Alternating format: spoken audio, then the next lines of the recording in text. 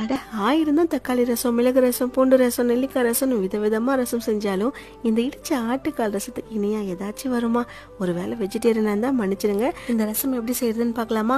First ஆட்டுக்கால் நல்லா clean பண்ணிட்டு இந்த மாதிரி இடிச்சு எடுத்துக்கோங்க. இப்போ சட்டியில கொஞ்சமா எண்ணெய் சேர்த்துட்டு பொடியா கட் பண்ண வெங்காயம் சேர்த்து நல்லா வதக்கிக்கணும்.